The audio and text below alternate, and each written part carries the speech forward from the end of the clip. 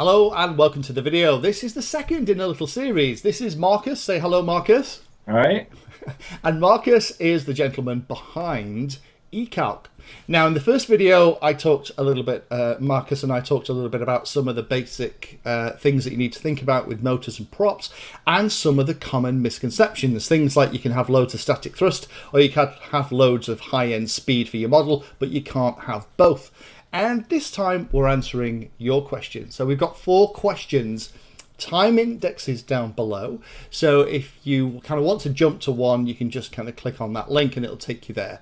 If you are interested in having Marcus and I talk about something that you're interested in to do with motors and props and thrust and all that jazz, then pop your comments down below. And if we get enough interest, Marcus has very generously offered to potentially do another video with me as well. So Marcus, hello. Thank you again for putting aside a little bit of time this morning. Hi, Lee. Hi. How are you? You know what? I'm really good. The sun is shining today. You can see behind me, I have my radios. There's a quad and there's a plane. I'm going to maiden once we've done this video. And the sun is shining, and unbelievably, the wind is not blowing. So I'm going to, hopefully once we've had, today's going to be talking to you and having a lovely chat, then doing some video editing, then going out and flying. That's a pretty perfect day in my book. So yeah, how are you? I'm fine too, yeah. Fantastic. Are you ready to answer some viewers' questions? So the first question that we have is from a gentleman called Aerial Waviator. Fantastic name. And Aerial Waviator said he would love to hear what Marcus and I have to say about a tractor versus a pusher configuration and how it affects efficiency. And also a discussion of twin versus single motors would be nice. So there's 2 parts to this question. I think, Marcus, if you're happy, let's do the first one about tractor versus pusher. So for those of you that aren't au fait with some of the terminology, a tractor is where the propeller is usually at the front of the plane or at the front of the wings and is pulling the plane or the aircraft along. Exactly like look at that. He's even got props. This is amazing. So like that, that's what a tractor looks like. A pusher is a wing configuration where it's at the back. I tell you, this is awesome. Look at this.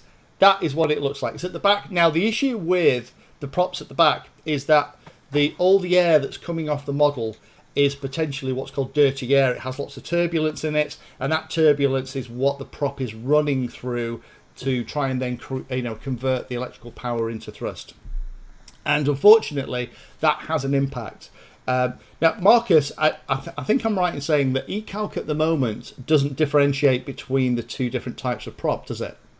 No, eCalc does take into account the tractor version, and the pusher version we cannot simulate, because to simulate disturbed air, that is impossible for this calculation. Pusher versions are always a little less efficient due to the turbulent air entering the prop instead of laminar air entering the prop on tractor versions. There are a couple of rules of thumb with this, Aerial Waviator.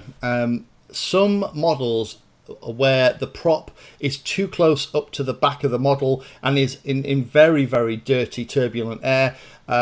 Things like some of the Drax, the right wing Drax, for example, one of the reasons they make that fantastic screaming noise is because a lot of the airflow is disturbed, and that causes the additional noise from the prop. Things like the AR Wing Pro, if you look at that, the way it works is at the back of the AR Wing Pro, there's almost like a little extended pylon with the motor on it, then the prop, and that distances the prop from the back of the model, and that helps get a slightly more laminar flow into the prop. That increases efficiency and reduces noise. The other thing is it's how the back of the model is designed. If it stops as a big block of foam or a big block of balsa, that is not great. If it is designed to taper to try and bring the airflow back together in a more streamlined way, then that is also better too. So the issue is that unless you know all these different factors, it's very difficult to say. My trick is always try and mount the prop as far back as you can and try and smooth out the airflow at the back for a tractor prop as much, for a pusher prop as much as you can as well. Now, next one is the other part of the question, discussion of twin versus single motors. This is a kind of an interesting one because, again, this is something at the moment eCalc is calculating the performance of a single and motor prop configuration, isn't it? The easy version, yes, you can do only a single prop setup. However, when you're using the expert version, you can change and using 2, 3, 4, 5 motors to calculate your airplane.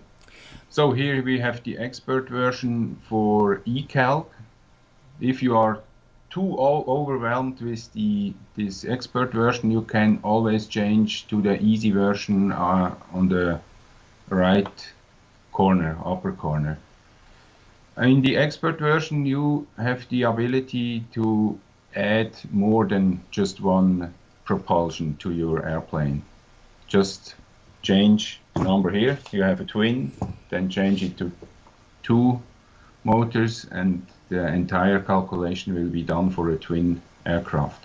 Fantastic. Are there any considerations when you're calculating 2 motors and props versus 1 motor and prop? Are you looking for kind of the same combined static thrust and the same kind of power? Are you trying to get the equivalent of 1 large prop out of the 2 smaller props? Is that what you would tend to do when you're figuring it out? An 11-inch propeller, 2 11-inch propeller gives you the same area as 1 16-inch propeller. And as we learned before already, the propeller area is one main parameter for efficiency for static thrust. Yeah, because I'm guessing you're getting 2 lots of drag, 2 lots of inefficiency, you're getting 2 lots of motor weight and those kind of things. Yeah. So that kind of makes sense. But I'm guessing the only reason that we use twin props is because we physically can't fit the single prop anywhere on the model. Yeah. Okay, so the next question that we've got is from Nikesh Alango. Apologies if I have just made a complete hash of that name. Nikesh was saying he has a question regarding the temperature limits of the motor. Is the temperature of the motor directly related to the power and amperage? For lower kV motors, putting a large prop does not exceed the power limits of the motor, but it shows over temperature, i.e. more than 80 degrees centigrade when tested on eCalc. Now this is a really good question because actually this question was one that Marcus and I were going to talk about in the first video, but we ran out of time because we were having too nice a time chatting. So thank you, Nikesh, for asking this, because actually this is a really important one. So Marcus, do you want to talk a little bit about this? Because eCalc is quite clever and it does calculate you can set the cooling level and it does calculate how hot the motor's going to get. So the main driver for hot motors is the current. So we have our motors in the center and we add some electric power that will be converted to mechanical power by the motor. So basically the motor starts to turn. The output is our shaft power that drives the propeller. And on the way from transforming the electric power into mechanic power, we have some losses. So losses are mainly copper losses in the windings or iron losses in the stator, and this produces heat. And the interesting thing is the heat increases with power of 2 with the current. So when you double the current, you get 4 times more heat. The issue that we've got is the heat that's generated in the motor is coming from the fact that the motor is having to work really hard. Larger motors are built to handle, absorb and dissipate that heat that's generated through those losses, through the resistance of the actual windings inside. And if you find that you are getting into a situation where the motor's getting really hot, it means basically you're asking the motor to do too much work. And it's not that the motor is potentially bad, although if you keep heating it, things are going to let go. Things like the glue holding the magnets in, things like the bearings are going to get cooked. There are lots of different things. So we'll talk in a second about what you can do if you find your motor is getting hot. But this is a great opportunity to talk about these graphs at the bottom of eCalc, because actually these are quite useful and I didn't understand how to read these until Marcus explained it. So here we have a graph, a typical graph of an overpropped motor. On the bottom axis, you see increased amperage, and the yellow line indicates the electric input power. So it looks quite linear, the input power. However, when you look at the waste power, the orange line, it increases exponentially. And with the exponentially increasing waste power, the temperature rises as well exponentially. So the orange, the temperature is the one that goes from green to red, yeah? Yeah, that's correct. So you can see the point at which, in this particular setup, we go from a happy motor to an unhappy motor. And actually, personally, I would, 80 degrees, degrees centigrade, I think is quite hot. I personally wouldn't want to run my motor that hard, but you can see here that at which point it swaps over. So there's an interesting thing that you mentioned there. We've kind of talked about overpropping. Now, this is something that as pilots that have been doing it a long time, it's kind of a shorthand way of talking about the fact that we're basically asking too much of the motor. And we've usually put too big a prop on. The thing is, too big a prop can either be too big in diameter, in pitch, or both, actually. And that means that we're asking the motor, because the motor, electric motor, is a constant velocity device.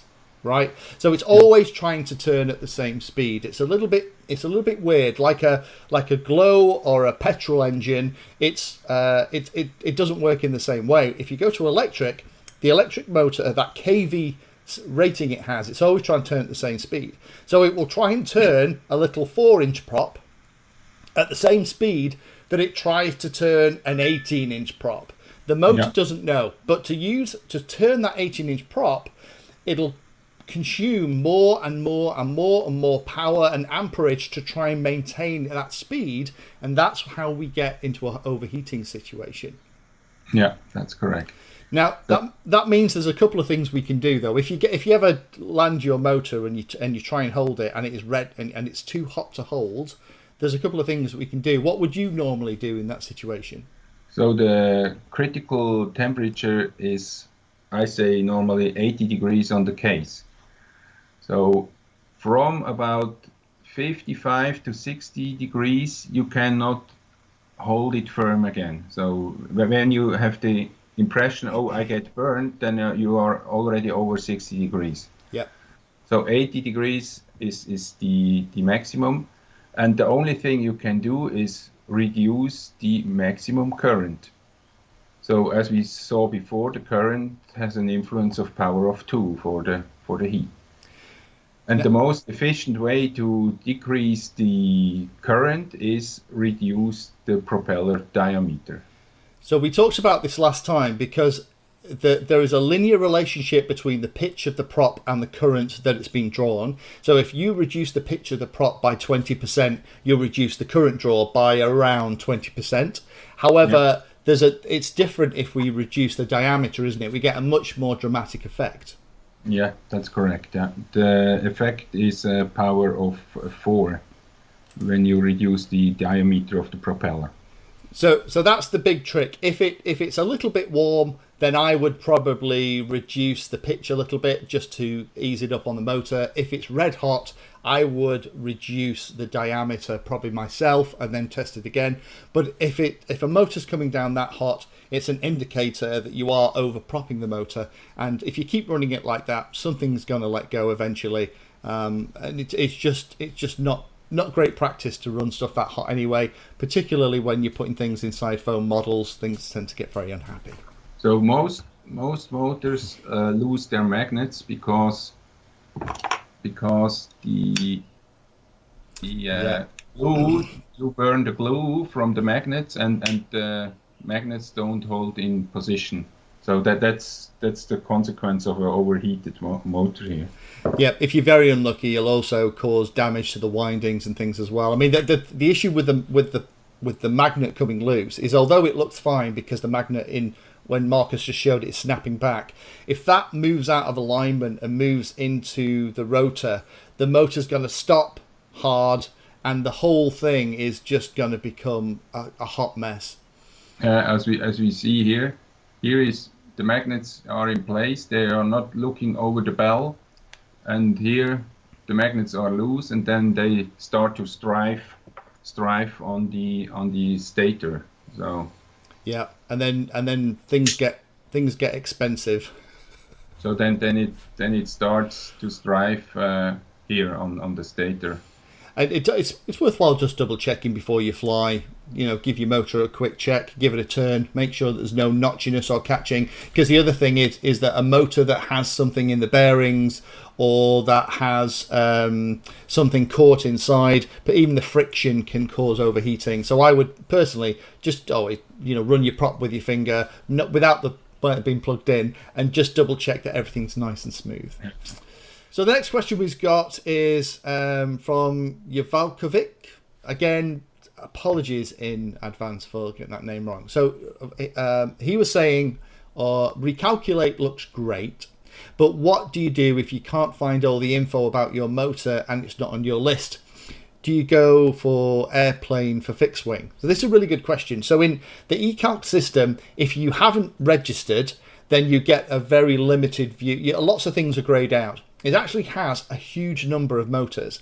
And I was recently looking at, over my shoulder, that is the Atom RC Dolphin. And lots of you have been really good in suggesting motor and prop combos for that plane. And the really cool thing is, all the stuff that you're suggesting, I've been able to find those motors in eCalc and see what the effective static thrust, which is going to be handy for launch, what the top speed's going to be, what the current draw's going to be, and do those kind of comparisons without having to get any tools out. And eCalc's really good for that. However, the motor on that thing is not listed in eCalc. And this does happen, right? We occasionally get these motors that we find that aren't in eCalc. What do we do in those situations, Marcus, where we're after something that isn't listed? So if you are lucky and have the motor on your bench, then you can do some measurements to evaluate the required parameters like kV, no load current, resistance, and so on, and the weight, of course. But if you have the motor not at hand, it's not as easy as you mean, because if you are just thinking, then I use another similar motor, the characteristic can be completely different of this other motor. Even they have the same size, the same kV. Yeah. The internal resistance may be off by 100%. So, and this is the main parameter defines your heat, as we saw before. So you can look at the manufacturer's spec sheets. If you find the manufacturer's details, sometimes they list out the technical specs of their motor, and that can help. Marcus, I know we've talked before about, you have no problem adding new motors and new manufacturers into the tool if somebody wants to send you the data. That's still right, isn't it? Yeah, we would be happy to add new manufacturers and new motors as well. But we need to have a complete specification of the motors. Otherwise, we are not able to generate the reliable results. And I think that's interesting. The fact that the Emax is in there, T-Motor's in there. Oh my God! Basically, all the ones that I tend to use are actually. I've found most of them. It tends to be the wacky stuff that isn't branded that you tend to struggle with. Is that I tend to use branded motors just because I know that somebody cares enough about them to put their name on them and to do things like quality checks and stuff. And those are the stuff that you tend to find in eCalc. Now, there's a couple of other things as well that we didn't mention actually thinking about the last question. You know, there's a rule of thumb, isn't there, that it's like 20% more current in your ESC than your motor. So say, for example, you do your calculation and you find that the motor is pulling 31 amps at 100% throttle in the configuration that you're interested in. You wouldn't go for a 30 amp ESC. You'd normally go for, in that situation, probably about 36, but I would probably grab a 40 amp ESC.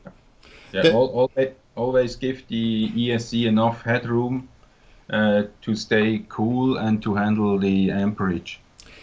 There's a common misconception, and I get questions about this a lot, is that, well, hang on a minute, my motor needs 30 amps. If my ESC is 40 amps, won't it push too much current through the motor? And it doesn't work that way. The motor will pull the current that it needs to maintain the speed, as we talked about before, and it's up to the ESC to then deliver it. So it isn't that the ESC is trying to cram the amperage that it's rated for into the motor. It's that as the motor needs it, the current is there. The reason that 20% is a nice number is that ideally you want the system, when it's running at full speed, 100% throttle, going hell for leather down the field, that you want the ESC to be delivering under its maximum current, and that's for a couple of reasons. One, it keeps the ESC cooler, so it doesn't get as hot. And secondly, if the manufacturer, there are tolerances and all these things. So if it says it's a 40 amp ESC, it might be able to deliver 42, 43, 44 amps without a problem. But also, it might only be able to deliver 36, 37, 35 amps without getting into problems. So you're always erring on the side of caution. So hopefully that answers that a little bit. So it's tricky. If your motor isn't in eCalc, then it's a little bit trickier. But if all the details of the motor can be sent to Marcus and the eCalc team, then no problem adding it at all. Yeah, we would be happy to just send us an email with the reference to the internet page, and we will add the motor in our database within normally 10 days. Fantastic. Thank you, Marcus. So that's the answer. Now, the last question for today. This is from a gentleman called Adam Hale, and he's asking one thing. One thing is tricky in eCalc is matching a propeller to a motor for efficiency. Mathematically, if I can say it, teeth back in, you can graph efficiency versus the advance ratio for a motor and prop, which allows you to see how both efficiencies compare at different airspeeds. Now we'll probably end up diving into the tool in a moment, but let's just set a couple of things. We talked last time about the more efficient setups tend to be lower kV motors spinning larger props. There tends to be less losses that way, and the amount of thrust out of the prop that you get versus the power it's consuming from the power supply, you get more. So it's measured in things like grams per watt and things like that. And if you calculate it, you'll see that's the case. And in fact, some of the calculations I was doing for the Dolphin, some people are running 7-8 inch props with lower kV motors, getting similar levels of thrust, not as much speed, but they're consuming an awful lot less current to do that. So let's talk a little bit about that. Is it worthwhile, Marcus, jumping into eCalc to show something like this and show an example? Now, these are actually two setups that were recommended to me. One is from a gentleman called Stefan Henriks. So thank you, Stefan. His setup for the plane behind me is on the left-hand side. That is a 2400 kV Emax motor with a 5x5 prop. The second one on the right-hand side was from another gentleman. Unfortunately, I haven't got your name here, apologies, with using a Sunny Sky 2212 motor that's only got a 1250 kV rating, but is using a 7x6 inch prop. Now, interestingly, the results are very similar, but there are some key differences. Most notably, one of them is the top speed and efficiency. So Marcus, could you just talk us through about how you would use the tool, and actually how I already have, to kind of compare these setups? So when we do the calculation with your setups, as we mentioned before, we see quite similar static thrust values around 760 grams. But however, as the propeller on the left side, the 5x5, is mainly designed for high-speed application, this might not be the appropriate propeller for such an airplane. So normally we tend to choose a propeller in order we have a speed range of 2.5 times the stall speed of the aircraft. So if you have a aircraft stalling at about 50 kilometers an hour, then we choose pitch speed that is roughly about 2.5 times, so 125 kilometers an hour. On the left-hand side, you see this airplane most probably is not designed for 160 kilometers an hour. On the other hand, it makes much more sense with the 110 kilometers on the right-hand side. Yeah. So the interesting thing is here is that is pitch speed. That is not the speed that you're going to get out of the model in a real world environment, because the tool is not taking the drag of the aircraft and the airframe and how it's designed and how it's built and how it's put together, where the prop is. So that is the theoretical maximum pitch speed.